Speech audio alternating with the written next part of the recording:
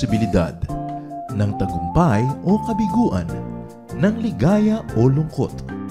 Kaya marapat lamang na tanggapin si Jesus bilang tagapagligtas at Panginoon. At matapos yun ay panariwain ang katapatan at paglapit sa Kanya bawat araw o day by day. Ang day by day ay naglalayong umalalay sa pang-araw-araw na pamumuhay. Narito po si Kuya Ed Lapis sa mensaheng pinamagatang When Sick or Disabled.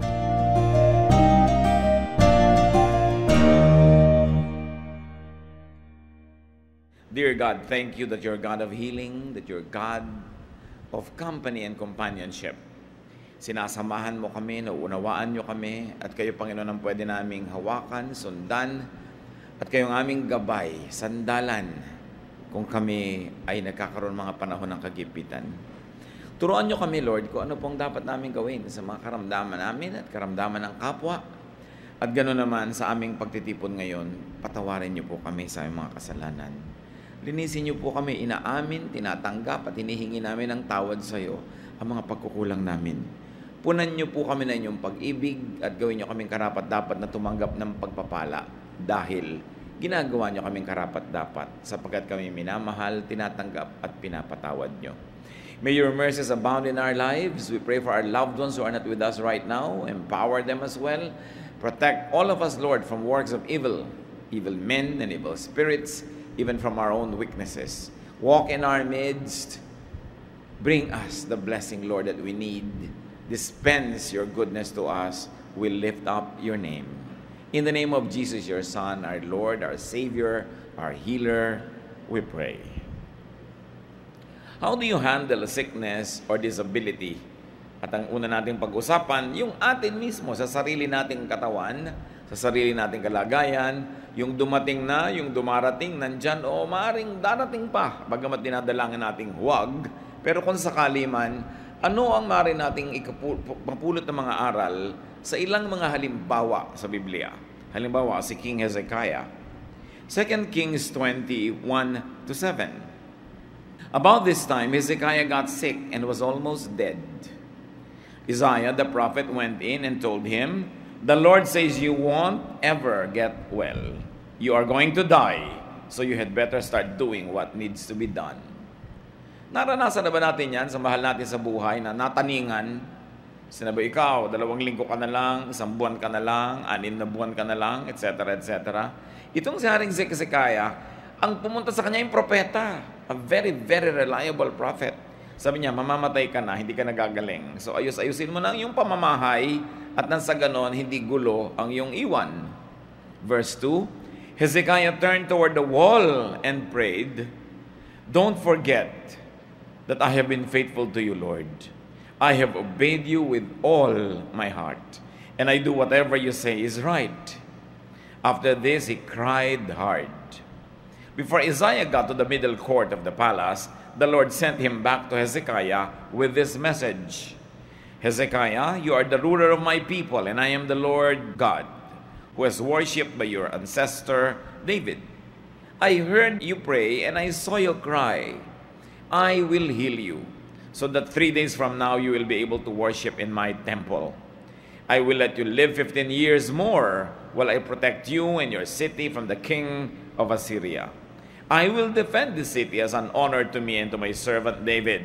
Then Isaiah said to the king's servants, "Bring me some mashed figs and place them on the king's open sore. He will then get well." Very dramatic. May sakit ang hari, pumunta yung propeta kasi mayroong mensahe galing sa Diyos. Alam nyo, hari, hindi na po kayo babangon. Ikamamatay nyo na yan, tuloy-tuloy na yan. So mag-ayos-ayos kayo ng inyong mga iiwan para matino ang kalagayan ng kaharian at ng inyong sambahayan. At tapos, umalis na uli ang propeta. Pag may naman dadalaw sa yung ganito, no, kahit propeta, parang wag na lang. No? So, para yung mga dumadalaw sa ating kumisang, naku, ganyan-ganyan yung dinalaw namin no 1 linggo, namatay na. Yung, eto ka, pasyente ka, nadidinig mo yung chismisan ng mga dumalaw sa iyo, mga visitors from hell. No? Mga nakakasira ng loob, mga nakakapagpanik. So, papaalis na si propeta, sa kalagitnaan pa lang ng paglalakad niya doon sa bulwagan, pinabalik siya ng Diyos. Nadinig ko ang iyak, kasi nag-iiyak sa Diyos. Di ba? Bumalik ka. Sabihin mo, hahabaan ko pa, dadagdagan ko pa ng 15 taon. So, 3 days lang makakabangon na si John to worship me. Ipoprotect ko pa kayo sa mga kalaban ninyo. Ang daming bonus na kasama. Dahil lang ang ginawa niya, dapat natin gawin, pray. Nanalangin. Nadaig ng panalangin yung prophecy. Nadaig ng panalangin yung pasya na ng Diyos na mamamatay na siya na ipinasabi sa prophet. Nanalangin, umiyak sa Diyos. Kung meron tayong karamdaman, cry out to God.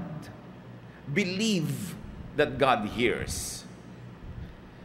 But remember this, there was faith in spite of the prophecy.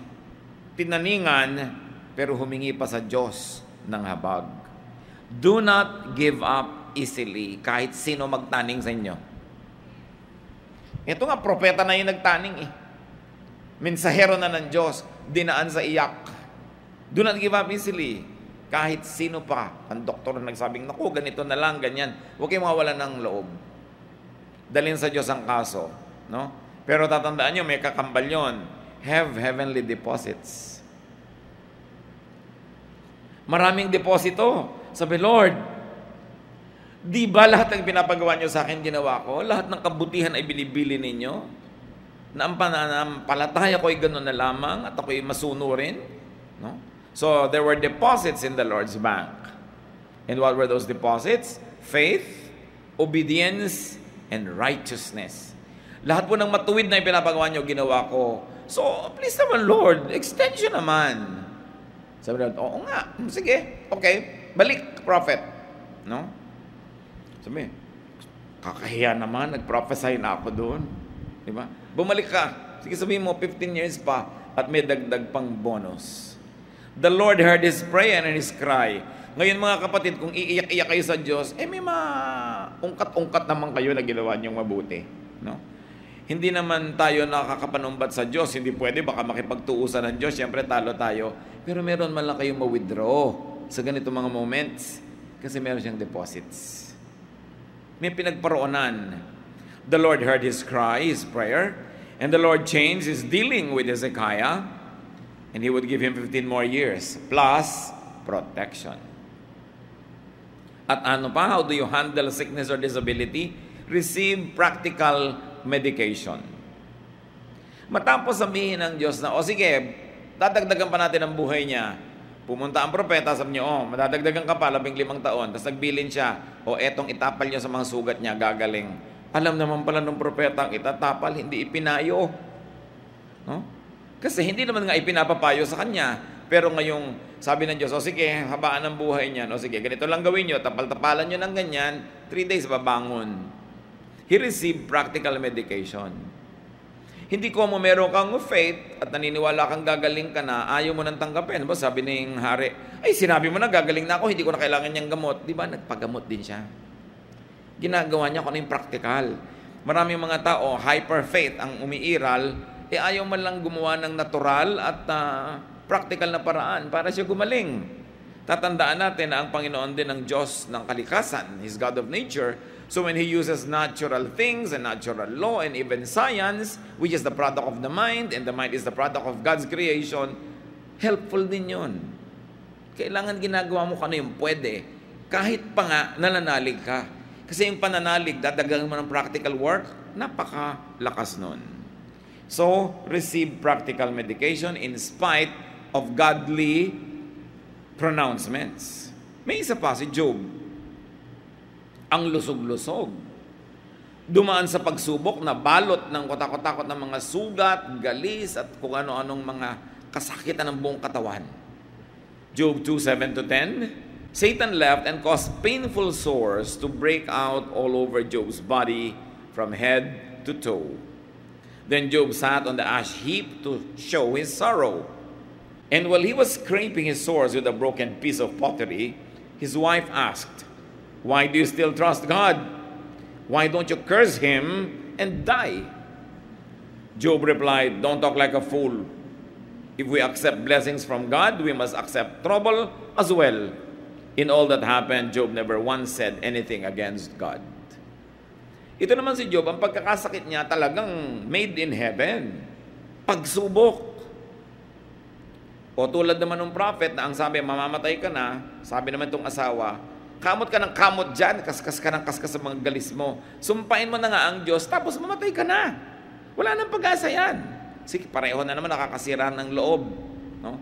At sabi ni Job, huwag kang magsalita ng ganyan na para ko walang utak. Ang dami nating natanggap na blessing sa Diyos, buong puso nating tinanggap. Ngayon, ito binibigay, ayaw mong tanggapin. Pag Diyos ang nagbigay, tanggapin. At hindi daw nagkasala si Job, ni nanisi o nanumbat sa Diyos. Now, how do you handle sickness and disability according to Job? Do not let people discourage you.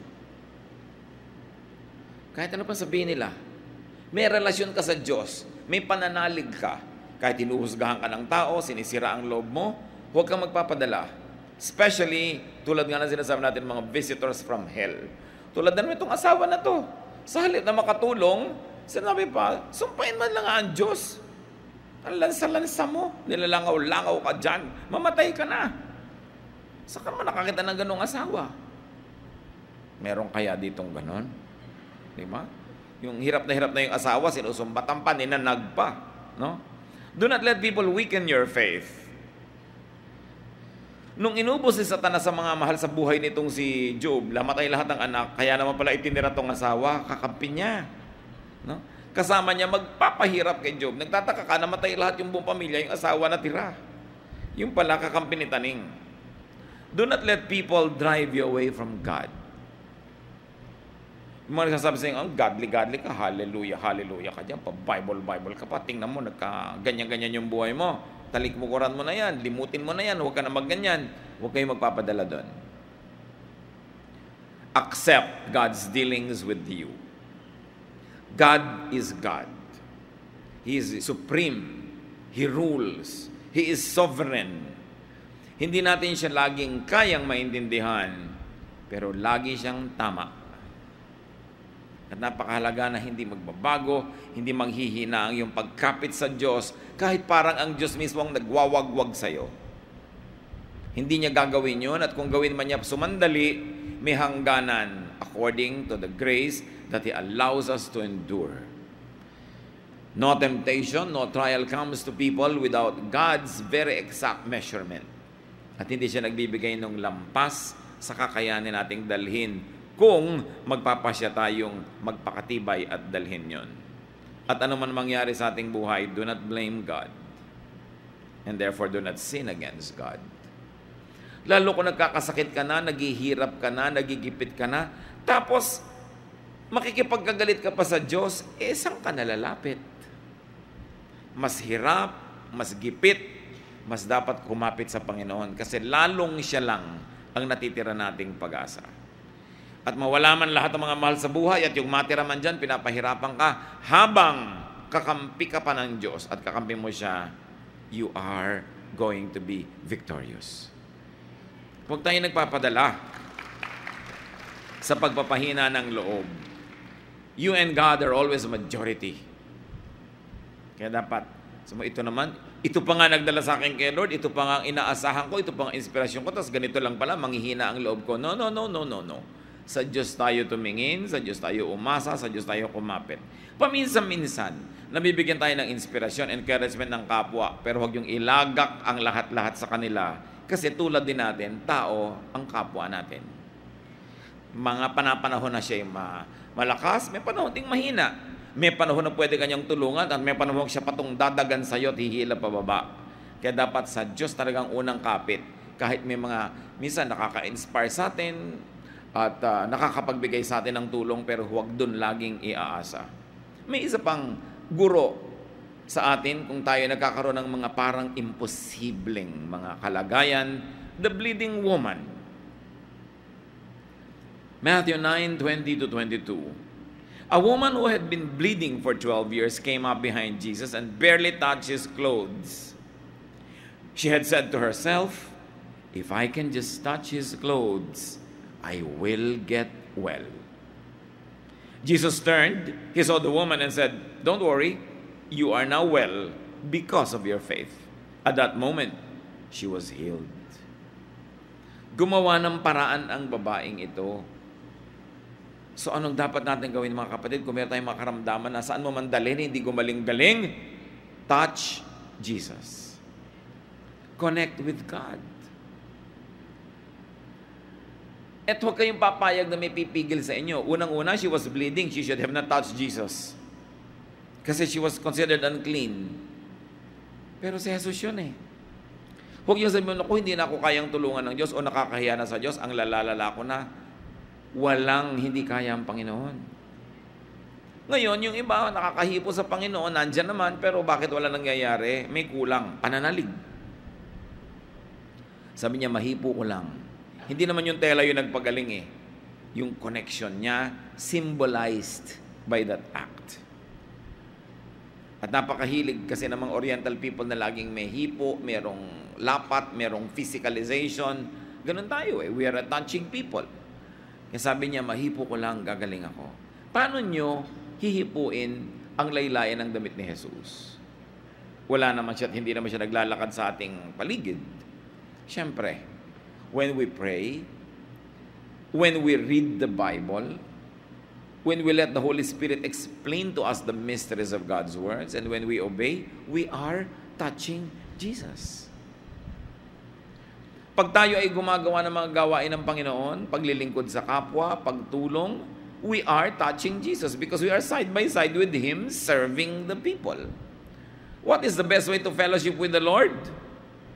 To serve because the Lord serves.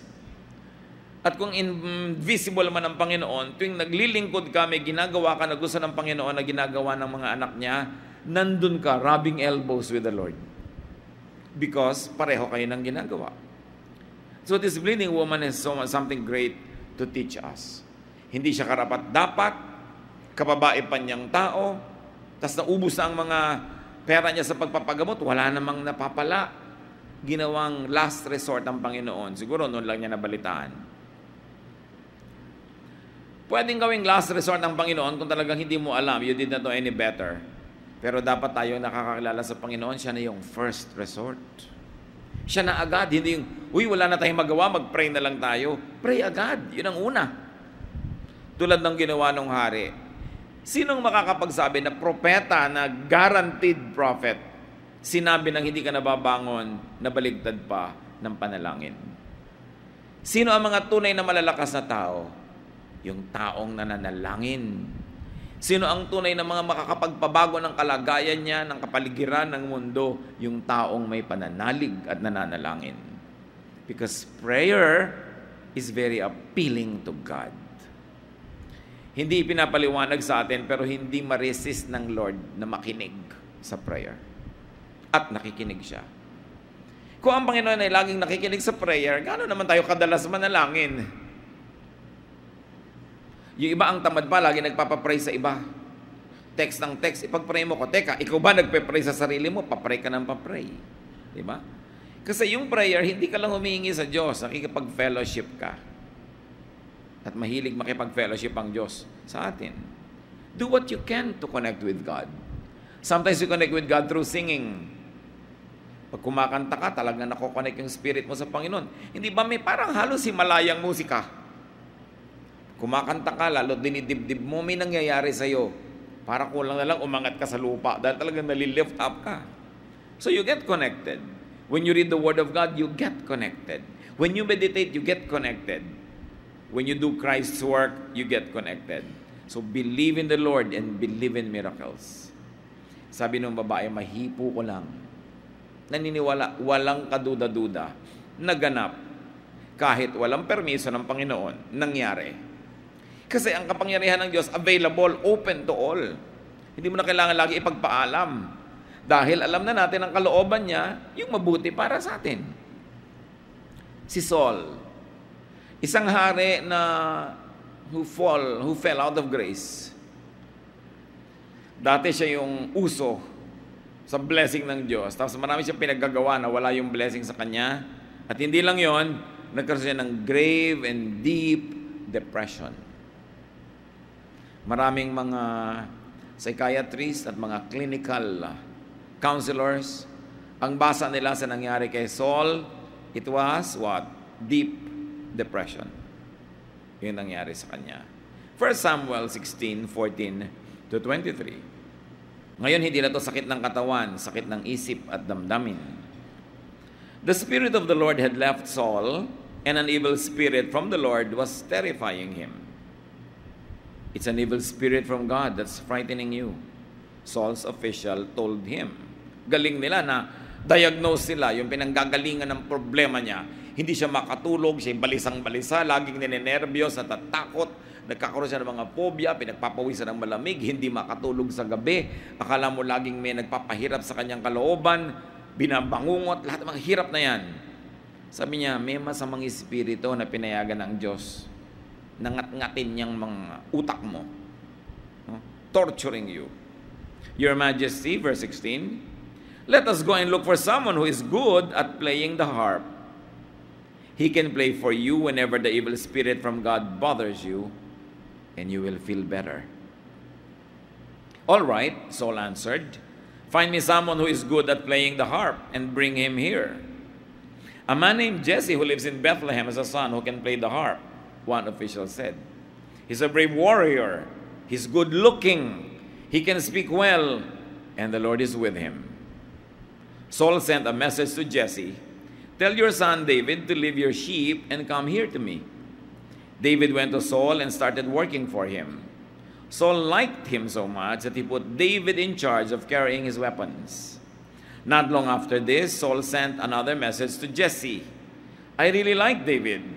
Please let him stay with me. Whenever the evil spirit from God bothered Saul, David would play his harp. Saul would relax and feel better, and the evil spirit would go away. Pay attention to details. Sobrang depression ang nangyayari sa haring ito. Ang payo sa kanya, spiritual ang problema mo, or mental, or emotional. In other words, it's not a physical sickness. Ang kailangan mo, may mag-minister sa iyong spirito. Sabi ng mga tao. Kailangan makahanap tayo ng magaling na musician. At pagka nagkakaganyan-ganyan ka, naririndi, natatakot, na stress, tutugtog siya. Marerelax ka. At pag narelax ka, lalayas ang masamang espiritu. At sabi nga ni Saul, sige, humanap. Nakita si David. Sabi, nakita na namin. Matapang. Siyempre, pag mahina loob mo, kailangan mo kasama buo loob. No? Yung sabi, huwag ka matakot dyan, ganyan lang yan, kaya natin yan with the Lord's help. Sabi, matapang, good looking. Alam niyo yung kagandahan, kung minsan minamaliit ng mga Kristiyano, di ba? Akala mo naman ayaw nilang gumanda. No? Pero, hindi lang pala talaga maganda, kaya binabaliwala na lang yung kagandahan. May ministry ang kagandahan. At syempre, physically, lahat naman maganda sa Panginoon, meron lang tayong standard na sinusunod, yung iba tuloy nagmumukhang hindi maganda. Pero sabi, ito magandang lalaki. At masarap magsalita ito, masarap pakinggan. He speaks well. At higit sa lahat, kinakasihan siya ng Espiritu ng Diyos. Kita niyo mga qualification na pwedeng tumulong doon sa nababagabag. Ngayon, masama na loob mo, natatakot ka na, ninenervyos ka na, tapos yung asawa mo na hindi nagsusuklay. Hindi maganda. Di ba? Pag nakita mo, nagugulat ka, lalo't gabi. So, paano ang minister nang hindi ka maayos, mukha kang sa burayray, di ba? Tapos ikaw yung number one na ninenervyos. May sakit yung asawa mo, ako, dinenervyos ko. Ikaw na nauunang naninigas doon. Paano ka magme-minister? Tapos yung magsasalita ka, pabalang-balang, pasigaw-sigaw, mga pangit na mga topic, pangit na mga boses. Makakatulong ka ba nun? So sabi, humanap ka ng ganito. Anong lesson dito mga kapatid? Una, get and receive advice. Ang nagpayo sa kanya, yung mga nasa paligid, kasi kilala siya eh. Ang tunay na problema mo, spiritual, emotional. And then have gifted and anointed people minister to you. Iba-iba ang giftedness. Si David was gifted with music. Meron naman gifted with counsel. Meron naman gifted with good words.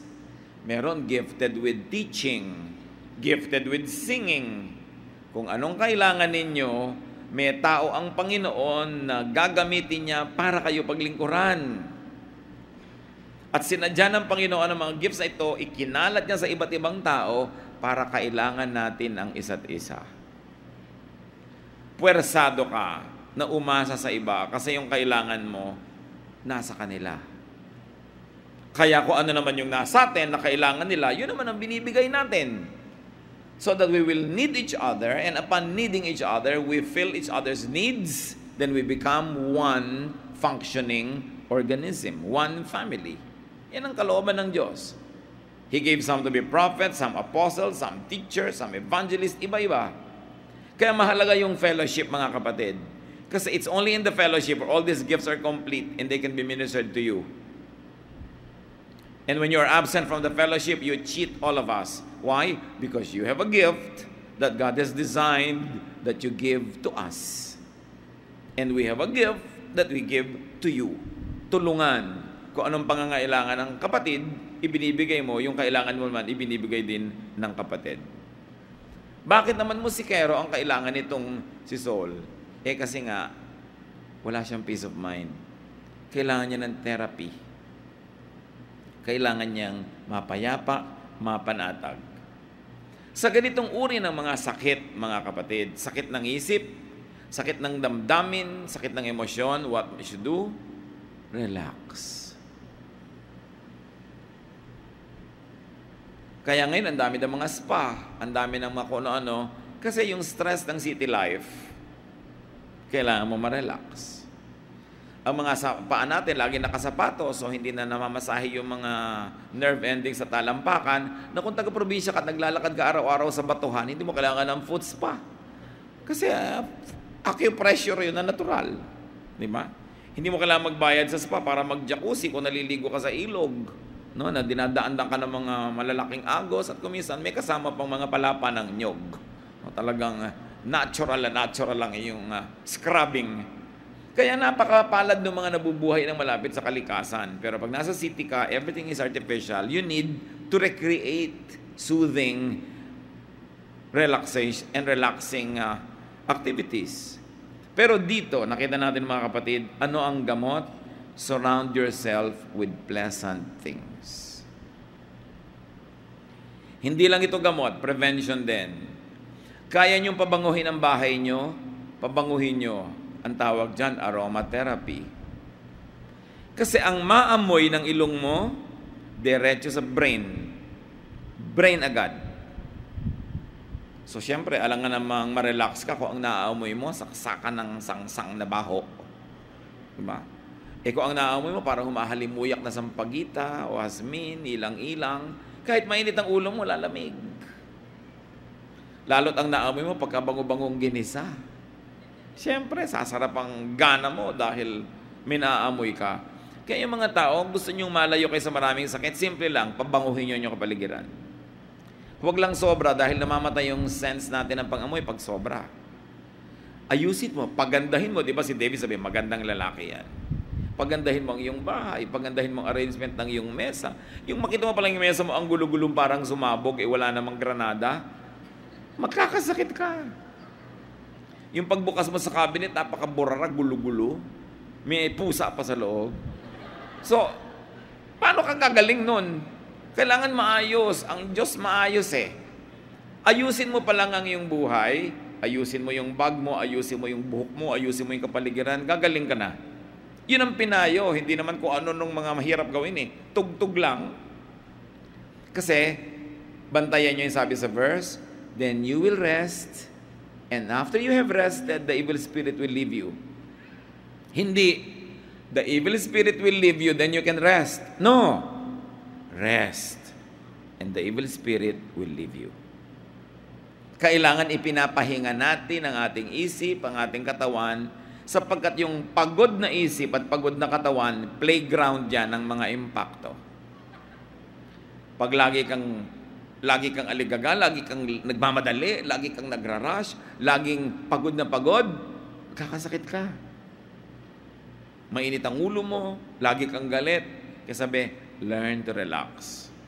On the seventh day, God rested. Diyos nga, nagre-rest. Pero alam niyo yung rest ng Panginoon, hindi naman yung natulog na lang siyang ganon. Kasi ginawa niya yung kanyang creation, on the seventh day, in-appreciate niya. So may gagawin ka, appreciatein mo ngayon. May nuluto ka, kakainin mo ngayon. Meron ka nilabhan, pinladya, isusuot mo ngayon. Kailangan pakinabangan mo because beauty ministers. God is God of beauty. And when we say beauty, we don't mean a certain standard of what is physically beautiful in a person's body. Alam niyo yung beauty, basta may harmony, may balance. Beautiful yun. Maghahain ka nilang, tuyo lang yung ulam mo, may kamatis, lagyan mo ng floral formation. Hindi basta mo lang itinambak doon, itong tuyo. Diba? Wala ka art-art. Kailangan masaya, maganda. Find comfort, find therapy, and find beauty. Ngayon, mga kapatid, dapat tayo yon, yung parang si David. Pag tinitingnan ka ng tao, na-i-inspire. Kasi maganda kang tingnan. No? Hindi nagmamantika ang mukha mo. Yung pinapahid-pahiran mo man lang ng kung ano yan para mukha kang bagong pahinga kahit pagod. Yung hindi pagka naamoy ka, talagang hindi na siya hihinga, di bali nang masuffocate. Huwag ka na lang maamoy. So, we minister to people. Yung paglilinis mo sa katawan mo, sa environment mo, ministry yan. Hindi lang yung pagkanta sa choir o pagpipreach ang ministry. When you enable people to rest and find beauty and inspiration, that is a very special ministry. Importante, lalo kung kayo asawa, di ba? Yung magmi-minister ka, syempre, magagargle ka man lang. Hindi yung, alam nyo yung mga diwata sa Ilog Cosito na nakamamatay ang baho ng hininga sa Florante at Laura. So, kailangan, hindi ka ganun. Lalo't meron kang kapartner sa buhay. Marami kasi mga kapatid, pagka matagal na mag-asawa, hindi na talaga, walang ka-hygiene. No? Yung nakahiga, kain ng kain, makakatulog na lang.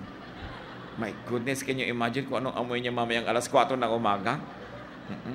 Tapos good morning sa'yo, talikod ka naman ng talikod. Sumasama naman ang loob. So kailangan minister through beauty. When sick or disabled, do this. Get these things. And when ministering to the sick or to the disabled, provide this.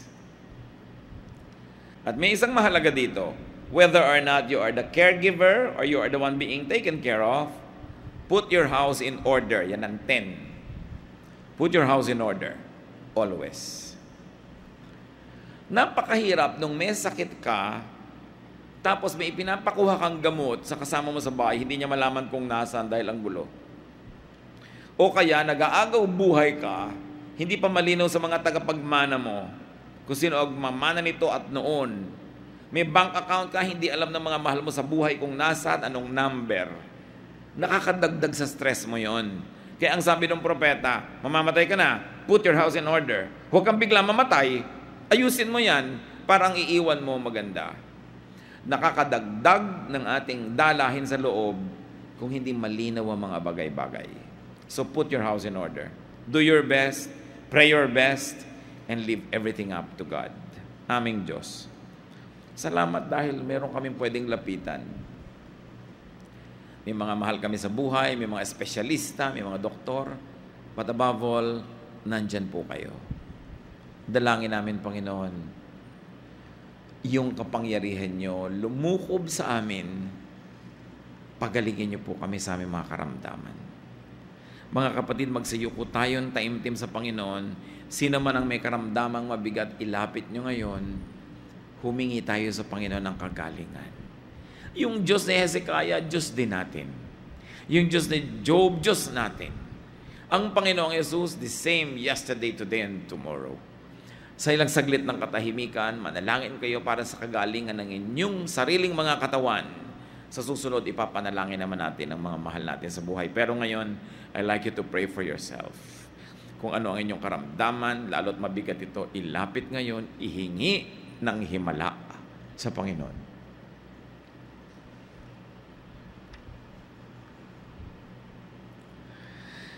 At nais kong ipanalangin din kayo, kayong may mga dinaramdam, yung sa palagay nyo talagang mabigat na mga karamdaman, hindi lang common cold, hindi lang ordinaryo, kundi may kabigatan. We're going to pray, we're going to ask God to touch your body. We're going to ask God to move in our midst and do what is good at. Yes, you say, Lord, I want your healing. I want your touch right now. Dumadalangin ako, Panginoon, kayo lang ang tunay na walang mintis kung magpagaling. Mga kapatid, kung meron kayong pananagutan at alam nyo yon kung ba't kayo may karamdaman, halimbawa kayo nagpabaya sa sarili o napilitan kayo magpabaya, kung ano man yon, kung meron kayong dapat ihingi ng tawad sa Diyos dahil may pananagutan, ihingi nyo muna ng tawad ngayon. Makipaglinaw sa Diyos at sabihin ang inyong mga pagkukulang kung bakit dinaranas ang karamdamang ito. Yun naman ay kung meron kayong alam, lumapit sa Diyos, humingi ng tawad. Maya-maya mananalangin tayo sabay-sabay.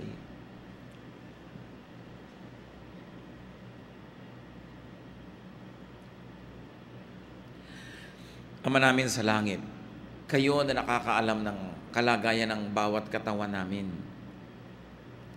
Kayo na hindi namin pwedeng paglihiman kung paano kami nag-alaga o nagpabaya sa mga katawan namin. Kung meron kami mga pagkukulang na alam, Panginoon, patawarin niyo po kami. At maging mga hindi namin alam, nagkulang pala kami sa aming mga sariling katawan, patawarin niyo rin kami. Ang tapos ay tapos na, hindi na namin maibalik, humihingi kami, Panginoon, ng pagpapagaling niyo. Na yung pagkukulang namin sa mga sarili naming katawan, kayo po ang magpuno. At ngayon wala kaming alinlangan, Panginoon, naririnig niyo kami, at wala kaming alinlangan sa iyong kapangyarihan, loobin mo na gumaling ang bawat isang lumalapit ngayon. Hipuin mo ang kahuli-huli ang himay-may na aming laman, ang kaloob-looban ng aming katawan, maging ang labas. Hipuin mo kami, Panginoon, at kami biyayaan ninyo ng kapangyarihang gumaling. Patawarin niyo kami sa aming mga pagkukulang, punuin niyo kami ng inyong kapangyarihan, at palakasin niyo kami. Panginoon, nawa, sa pagpapagaling niyo, sa inyong pagtuturo sa amin kung paano lubos nagagaling. Doon sa mga ang paggaling ay dahan-dahan. At doon naman sa mga biglaan yung pinapagaling ngayon, Panginoon. Sa aming lahat, iba't ibang kaso, turuan mo kami tulad ng ginawa ni Hezekiah. Matapos gumaling, sumamba. Nang kauna-unahan niyang inasikaso, pagbangon mula sa kanyang banig ng karamdaman, ay sumamba.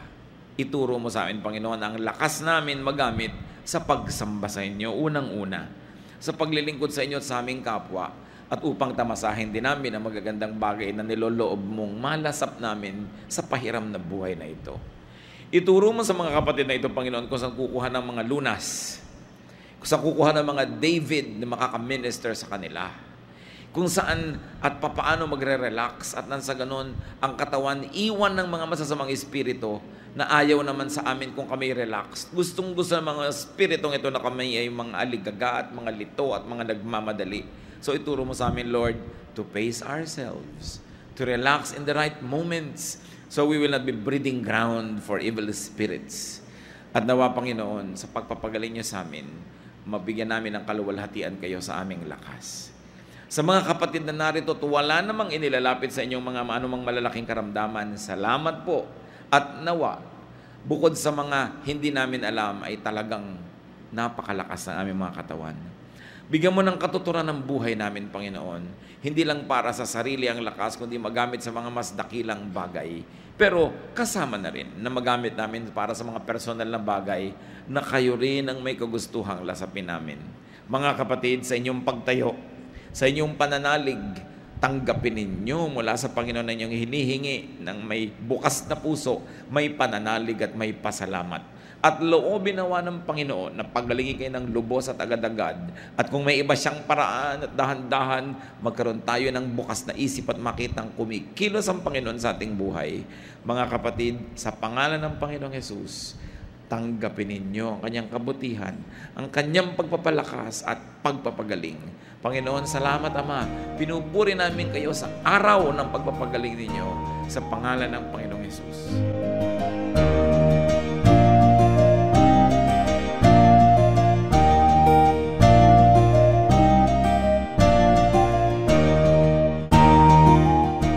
Ang katatapos pong mensahe ni Kuya Ed Lapiz ay pinamagatang When Sick or Disabled.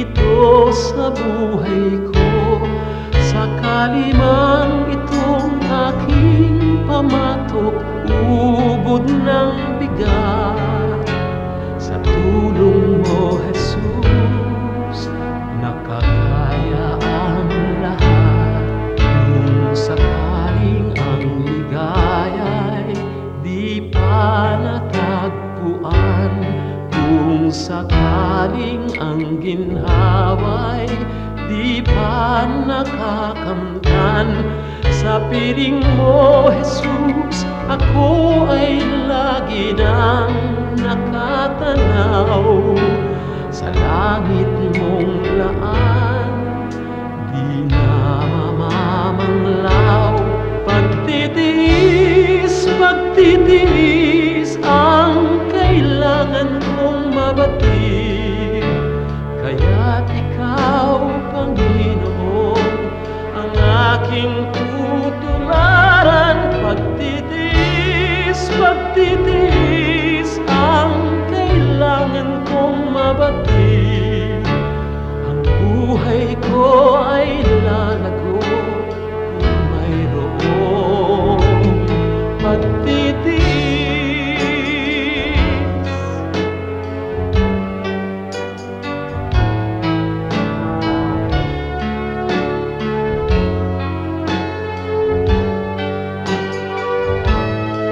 Kung sakaling ang ligaya'y di pa natagpuan, kung sakaling ang ginhawa'y di pa nakakamtan, sa piling mo, Jesus, ako ay lagi nang nakatanaw. Sa langit mong laan, di na mamamanglaw. Pagtitiis, pagtitiis ang kailangan kong mabatid. Kaya't ikaw, Panginoon, ang aking tutularan. Pagtitiis, pagtitiis ang kailangan kong mabatid. Espiritu ay lalago kung mayroong pagtitiis.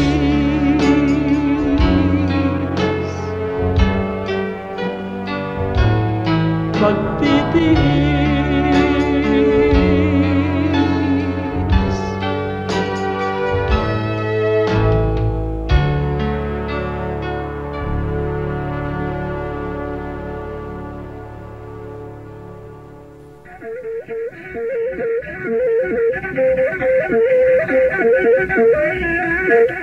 Mayaman sa hiyas ang ating bayan, at isa sa hiyas na yan ang musika.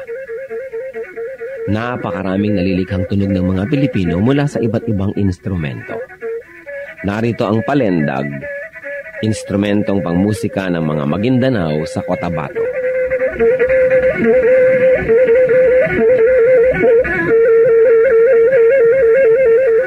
Ang palendag ay yari sa isang manipis na buho na may 2 sentimetro ang bilog at 90 sentimetro ang haba.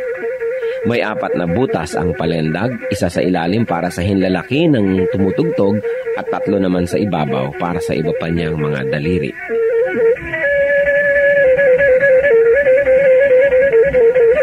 Inukaan ang isang dulo ng buho upang lumapat ito sa labi ng manunugtog habang siya'y umiihip. Sa kabilang dulo naman ng palendag ay may isa ring malaking uka kung saan nagtatapos ang instrumento.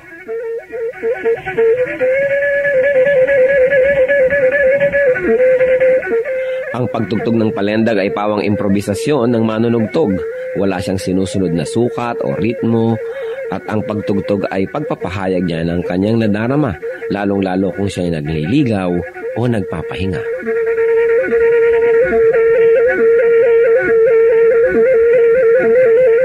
Ang musika ay wika ng kaluluwa. Ang ating musika ay marapat lamang na pag-aralan, kilalanin, at tugtugin sa karangalan ng Panginoong Hesus. Ang palendag ng Maguindanao sa Cotabato.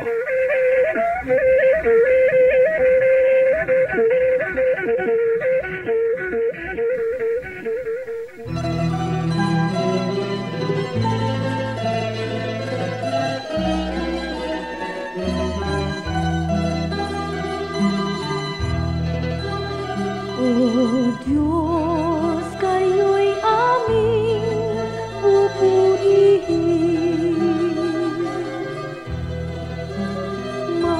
Marapat na ito'y aming gawin.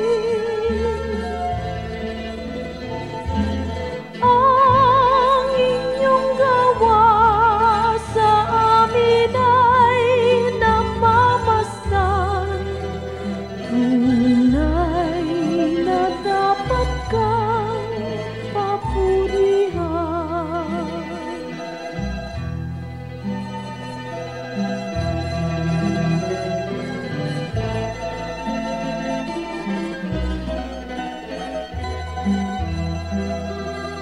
O Diyos, kayo'y aming sinasamba. Tunay na Diyos kayo't walang iba.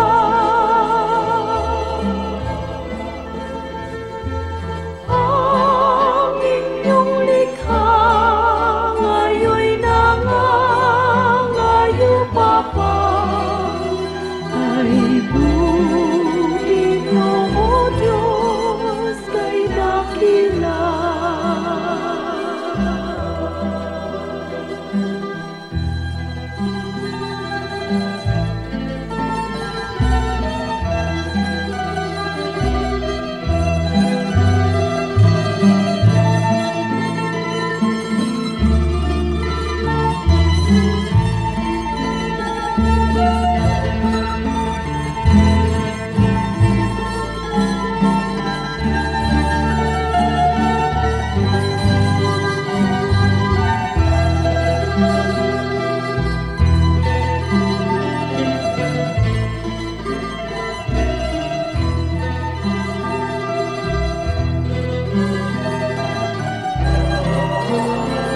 O Diyos, kayo'y aming aawitan. Nang awit na sa puso'y sumirang. Awit ng pagpuri at awit ng paggalang. Sa inyo ay amin ang nilalaan. Sa inyo ay amin ang nilalaan.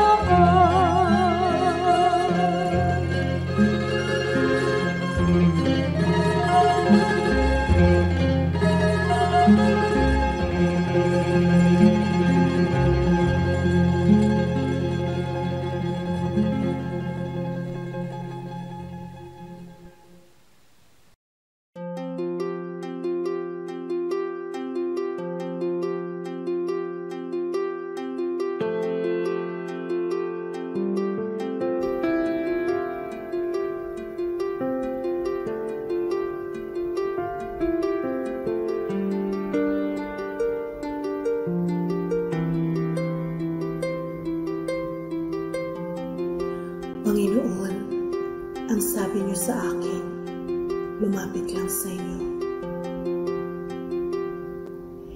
Ibig ko'y diringgin,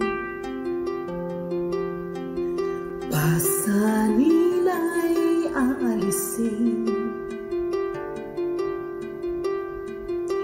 Lahat ng kabigatan ng isip at katawan, ilalagak ko na sa inyong kanlungan.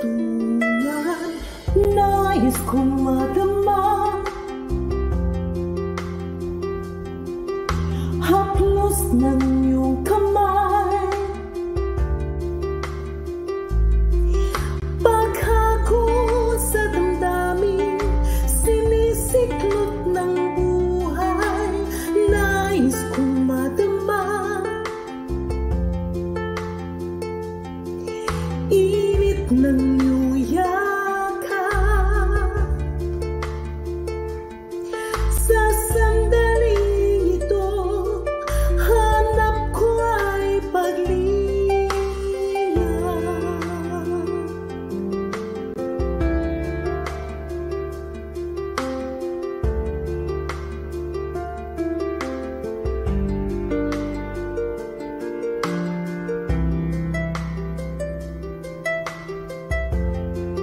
Panginoon, tinatanggap ko po ang inyong paanyaya.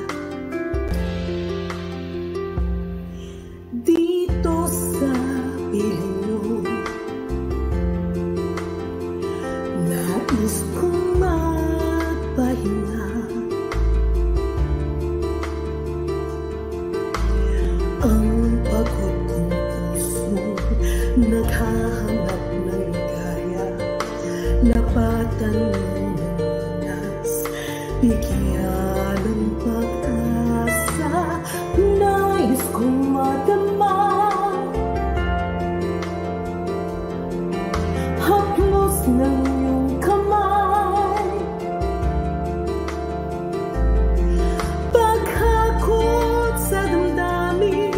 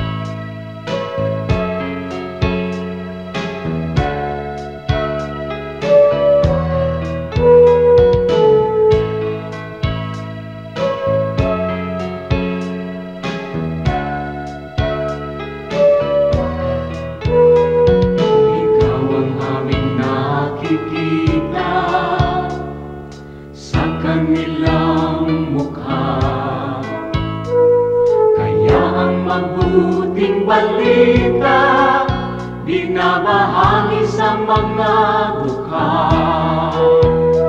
Ngunit paano nilang masisilayan ang habag at pag-ibig mo kung hindi mapatutunayan sa aming patotoo?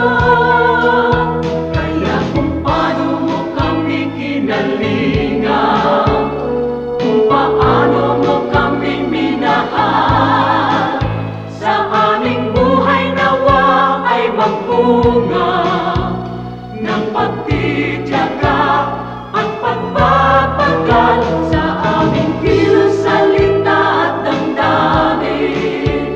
Maranasan nilang totoo ang kabutihang natutunan namin na nagmumula sa'yo.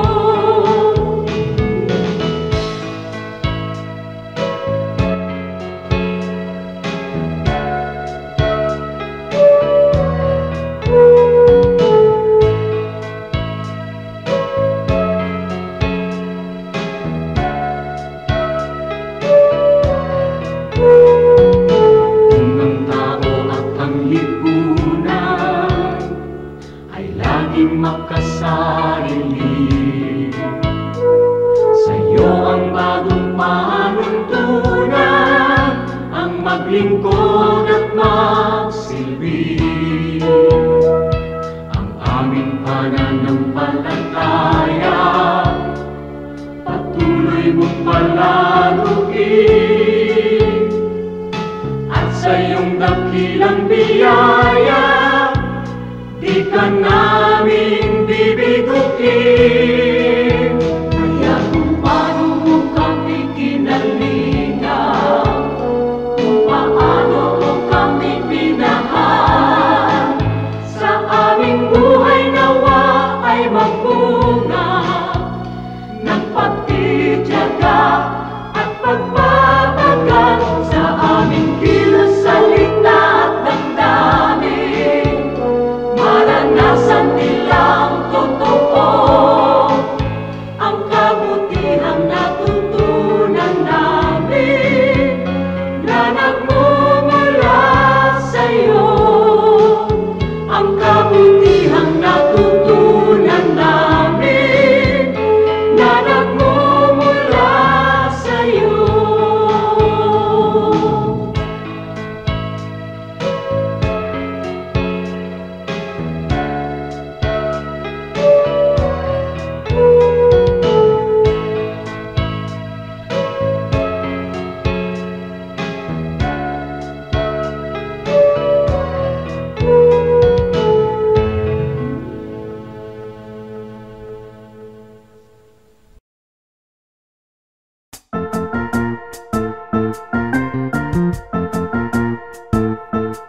Oras na po para pansamantalang magpaalam ang programang Day by Day. Tayo po'y magsama-sama tuwing ika-6 hanggang ika-7 ng umaga, araw-araw. Magandang umaga po at mabuhay ang Panginoong Hesus!